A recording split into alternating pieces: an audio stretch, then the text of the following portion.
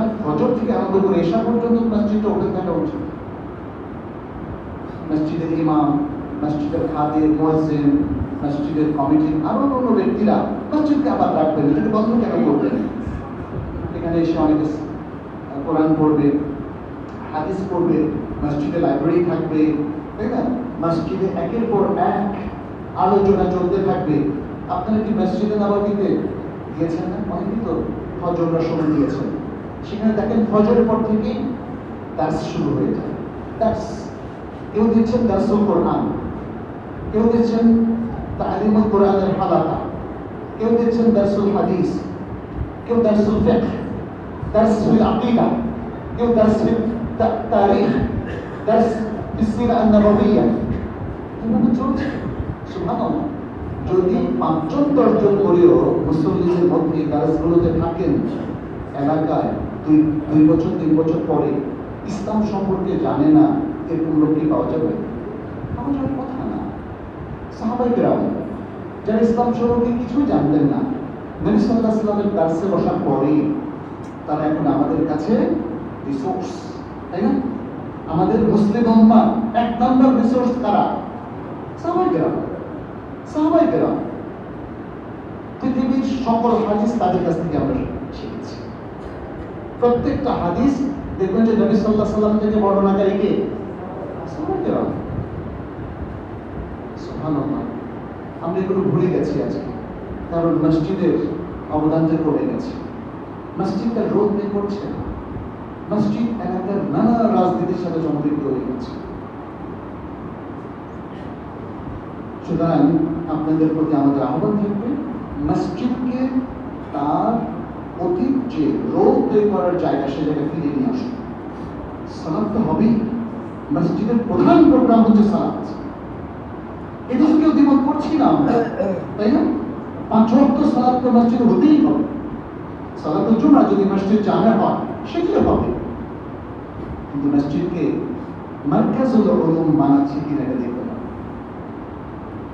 মারকাজুল উলুম যদি মসজিদ হয়, আপনি দেখবেন এখানে স্কলাররা, আলোকিত স্কলাররা আসতে শুরু করবে।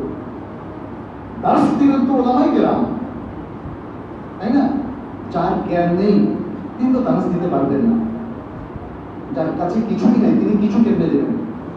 তাহলে যার কাছে কিছু আছে সেই লোকদেরকে এখানে আনতে হবে। তাহলে আপনাদের পুরো এলাকা, জনপদ আলোকিত হবে ইনশাআল্লাহ।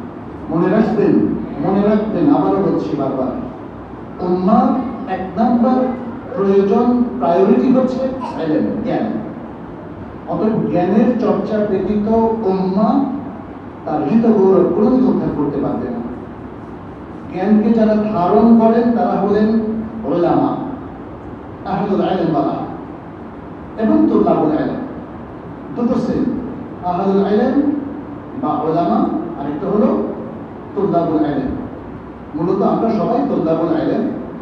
কোনো ব্যক্তি তার নিজেকে এতটা উপরে নেওয়া উচিত না যাতে তিনি বলবেন আমি আলেম হয়ে গেছি। প্রত্যেক ব্যক্তির উচিত এতটা বিনয়ী থাকা যে এখনো আমরা শিখছি। তো সুতরাং শেখা আর শেখানো, এই প্রক্রিয়াটা রাসূল সাল্লাল্লাহু আলাইহি ওয়াসাল্লাম শিখিয়েছেন, এবং কোরআন শেখা এবং শেখানোর প্রক্রিয়াটাকে তিনি ভালো মানুষের সাথে তিনি উল্লেখ করে দিয়েছেন। কি বলেছেন? খায়রুকুম মান তাআল্লামাল কুরআনা ওয়া আল্লামা। তোমাদের মধ্যে সেই সর্বোত্তম যে আগে কোরআন শেখে এবং তারপরে শেখা। এই জিনিসটা আমরা সব ক্ষেত্রেই প্রয়োগ করতে পারি। হাদিসের ক্ষেত্রেও তাই। আগে হাদিস শিখবো, তারপর শেখাবো। আগে ইলম শিখবো, তারপর শেখাবো। তাহলে একটা জিনিস চিন্তা করুন, যদি মসজিদ ভিত্তিক ইলমটা চালু হয়ে যায় এবং এখানে অনেক আলেমরা আসা যাওয়া শুরু করেন, তাহলে আপনাদের এলাকাটা আলোকিত হবে না? অনেক আলোকিত হবে। এখানে আরেকটা কথা একটু মনে রাখবেন। আমি প্রথম কি বললাম? ইলম হচ্ছে সবচেয়ে বড় প্রায়োরিটি। এটা একটু মাথায় নিতে পারবেন। ইলম অর্জন করতেই হবে এবং জরুরি ইলম আপনার আমার সবারই জানা থাকতে হবে। হ্যাঁ, এই জিনিসটা মাথায় রাখবেন। দ্বিতীয় হচ্ছে ইলম কাকে বলে? ইলম কাকে বলে? ভুল তথ্য কি ইলম হতে পারে? ভুল চর্চা কি ইলম হতে পারে? কিন্তু অনেক মানুষ সেটাকে ইলম মনে করে। আপনি যদি দেশের বিভিন্ন মাজারে যান, দেখবেন যে সেখানে একদল মানুষ সিজদা করছে। তাকে যদি জিজ্ঞেস করেন কেন করছো, সে কিন্তু বলবে এটাই আমার কাছে ইবাদত, আমি আমার আল্লাহকে খুশি করার জন্য কবরকে সিজদা করছি, বলবে না? কারণ হলে তো জাস্টিফিকেশন হবে না। সে তো জেনে বুঝে এটা করছে, এবং করছে কারণ সে মনে করছে এটা আল্লাহ খুশি হবেন। আপনাদেরকে জিজ্ঞেস করি, আল্লাহ কি খুশি হবেন এতে? সিজদা কার জন্য করতে হবে? রুকু কার জন্য করতে হবে? আল্লাহর জন্য। তাহলে এটা কে বলো বলেন? কিন্তু ওই বেচারার কাছে এটা।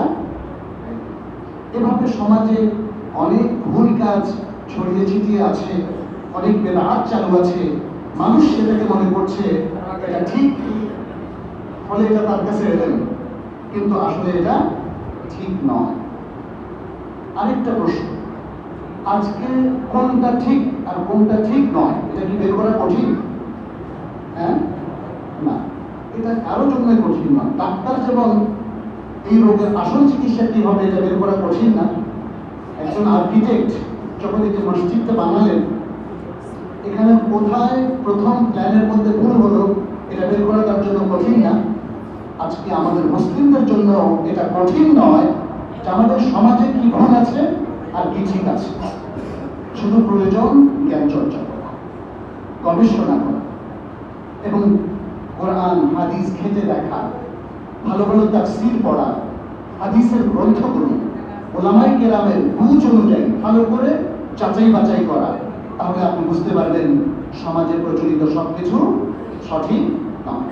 তাহলে আমাদেরকে এলেমটাকে আবিষ্কার করতে হবে, এলেমটাকে আবিষ্কার করতে হবে। আবিষ্কার কাকে বলে জানেন? আবিষ্কার কিন্তু নতুন সৃষ্টি না, এটাকে ইংলিশে বলে এক্সপ্লোরেশন, টু এক্সপ্লোর। এই জিনিসটা আগে ছিল কিন্তু আমাদের জানা ছিল না, এখন আমরা এটাকে বের করতে পারলাম, এটা হলো আবিষ্কার। যেমন মাধ্যাকর্ষণ শক্তি আবিষ্কার করেছে কে? নিউটন বলা হয়, তাই না? কিন্তু তিনি কি এটাকে সৃষ্টি করেছেন? তাহলে আবিষ্কার আর সৃষ্টি করা এক জিনিস নয়। মাধ্যাকর্ষণ শক্তি নিউটন যখন বুঝতে পারলেন, তার আগে মাধ্যাকর্ষণ শক্তির অস্তিত্ব ছিল কিনা? ছিল। তার আগেও মানুষ বসবাস করতো এখানে, এবং এটা মাধ্যাকর্ষণ শক্তির কারণে, তাই না? তার আগেও ঢিল মারলে নিচে পড়তো, এটাকে এক্সপ্লোরেশন বলে। তাহলে এই জ্ঞানটা ছিল, তিনি আবিষ্কার করলেন। আজকে আমাদের এই সমাজে কোরআন হাদিসের অনেক জ্ঞান আছে কিন্তু বইয়ের মধ্যে লুকিয়ে আছে, আমাদের কাছে নাই। আমাকে সেটা আবিষ্কার করতে হবে, সে কথাই বলছে। আর এই আবিষ্কার হবে পড়াশোনা চর্চার মধ্য দিয়ে। বিদ্যাপীঠগুলোকে, পাঠশালাগুলোকে, মাদ্রাসাগুলোকে, মসজিদগুলোকে সঠিকভাবে আবাদ করলে এলেম আবার ফিরে আসবে, এলেম আবার তাজা হবে। এলেমকে আমরা সবাই এক্সপ্লোর করতে পারবো, আবিষ্কার করতে পারবো। এলেম আবিষ্কার করার অন্যতম একটা উদ্দেশ্য হচ্ছে আমল করা। মনে রাখবেন, এলেম অর্জনের উদ্দেশ্য কি? আমল করা। আমল করতে হবে। আমি জানলাম, বুঝলাম, হক বুঝলাম, আমল করলাম না, এটা হতে পারে না। আজকে আমরা আপনাদের সবাইকে বলবো যে যেহেতু মসজিদের আরেকটা প্রয়োজন হচ্ছে মারকাজুল উলুম, তাহলে বিশুদ্ধ আমল, বিশুদ্ধ ইলম এবং আমলের চর্চা কিন্তু এখানে শুরু করতে হবে। এটা একটু মাথায় রাখতে হবে। অনেক সময় আমাদের সমাজে অনেক কিছু লম্বা টাইম ধরে প্রচলিত, আমরা তার বাইরে যেতে পারি না, ভয় করি। কিন্তু ভয় করতে হবে কাকে বেশি বলেন তো? এখানে দেখেন মসজিদ যারা আবাদ করবে তাদের বৈশিষ্ট্য কি বলা হয়েছে? ইয়াখাফুনা ইয়াওমান তাতাকাল্লাবু ফীহিল কুলুবু ওয়াল আবসার। তারা কিন্তু ওই দিনকে ভয় করে, তারা জনগণকে ভয় করে না। আর মানুষের মধ্যে তো একটু বুঝে শুনেই আমাদের কাজ করতে হবে, তাই না? আমরা প্রত্যেকেই যদি আমাদের জেহানটাকে পরিষ্কার করে দিই যে সর্বাবস্থায় আমরা আল্লাহ এবং রাসূলকে প্রাধান্য দেব, এটা উচিত কিনা বলেন? সর্বাবস্থায় আমরা কাকে প্রাধান্য দিব? আল্লাহ এবং তার রাসূলকে। আল্লাহকে প্রাধান্য দেওয়া মানে কিতাবুল্লাহকে প্রাধান্য দেওয়া, কোরআনকে। আর রাসূলকে প্রাধান্য দেওয়া মানে হচ্ছে হাদিসকে প্রাধান্য দেওয়া। তো কোরআন হাদিসের অনেকগুলো বিষয় নিয়ে আমাদের ইখতিলাফ আছে, সেই ইখতিলাফ নিয়ে কিন্তু ঝগড়াঝাটি করা যাবে না। মনে রাখতে হবে ইখতিলাফ ভদ্র পরিশীলিত জাতি উম্মাহ, তারা তাদের ভদ্রতা রক্ষা করেই হয়তো প্রতিবাদ করবে, দ্বিমত পোষণ করবে, যেটা আমরা আমাদের ইমামদের মধ্যে, আমাদের আগের ওলামায়ে কেরামের মধ্যে লক্ষ্য করেছি। আপনারা দেখবেন আমাদের মুহাদ্দিসিনে কেরামের মধ্যে একজন আরেকজনকে কখনো গালি দেন না। চার ইমাম যাদের কথা আমরা বলছি, ইমাম আবু হানিফা, ইমাম মালিক, শাফিঈ এবং ইমাম আহমদ ইবনে হাম্বল রাহিমাহুল্লাহু রাহমাতান ওয়াসিআ, তারাও কিন্তু তাই না, কেউ আগে কেউ পরে ছিলেন না, কেউ কাউকে কি কটু কথা বলেছেন, এটাও কি বলেছেন উনি ওনার থেকে আমি ভালো বুঝি, এই ধরনের কথাও তারা বলেনি। অতএব আমাদেরকে এলেম চর্চার ক্ষেত্রে মনে রাখতে হবে, এলেমের অধিকাংশ কথাগুলোই যদি শুদ্ধ হয় আমরা একমত, কারণ অশুদ্ধ কথা তো আমি বললাম কেউ কেউ বলে, সেটার সাথে আমরা একমত নই। আবার আরেকটা জায়গা আছে যেটা নিয়ে কিছু কিছু জায়গায় আমাদের ইখতিলাফ আছে। ইভেন সালাতের মধ্যেও তো ইখতিলাফ আছে না? আমি জোরে বলবো না আস্তে বলবো, আমরা কি রুকুর আগে রফায়ে দেন করবো কি করবো না, তাই না? আছে না? আসরের নামাজ কোন ওয়াক্তে তার শুরু হয়ে যাওয়া ওয়াক্ত, এগুলো নিয়ে ইখতিলাফ আছে না? এখন আমরা কি এগুলো নিয়ে ঝগড়া করবো বলেন না? প্রত্যেকে যেটা শুদ্ধ মনে করছে, ইখতিলাফের কিছু সুযোগ কিন্তু ইসলামে আছে, সেই সুযোগটা আপনাকে দিতে হবে, সুযোগটা আপনাকে দিতে হবে। তাহলে মসজিদ আবাদ করার সাথে এই নীতিমালাগুলো খুব জরুরি। আপনি যদি দ্বিমত করার সুযোগ না দেন, যেখানে দ্বিমত করা যায় তখন কিন্তু ঝগড়া বেঁধে যাবে, যুদ্ধ বাঁধবে, হানাহানি হবে, মারামারি হবে। যেমন রুকুর আগে রাসূল ইয়াদাইন করা যাবে কি যাবে না, এটা দেখবেন, এটা নিয়ে অনেক জায়গায় ঝগড়া হয় না? অথচ এটা কি নতুন মাসালা? এটা কি বাংলাদেশের মাসালা, নাকি এটা নোয়াখালীর এই অথবা লাকসামের এই মসজিদের মাসালা? আমাদের আগে ওলামায়ে কেরাম তো এগুলো নিয়ে ঝগড়া করেন নাই, কেন আমরা কেন ঝগড়া করবো? আমরা একটু উদার হই। আমার দরকার হচ্ছে আমার সালাতটা আল্লাহর কাছে কবুল হয় কিনা, আমি যে মসজিদ করলাম এই মসজিদটা আল্লাহ কবুল করলেন কিনা, আমরা যে মসজিদ ভিত্তিক কার্যক্রম পরিচালনা করছি সেই কার্যক্রমগুলো আল্লাহ কবুল করছেন কিনা, এবং এই এলাকার মানুষ এই মসজিদকে কেন্দ্র করে সম্প্রীতির বন্ধনে আবদ্ধ হলো কিনা, পরস্পরের প্রতি ভালোবাসা বাড়লো কিনা, একে অন্যের কল্যাণ কাজে অগ্রসর হতে পারলাম কিনা, এ জানা উচিত। মসজিদ কি আল্লাহ তাআলা ঝগড়া করার জন্য দিয়েছেন?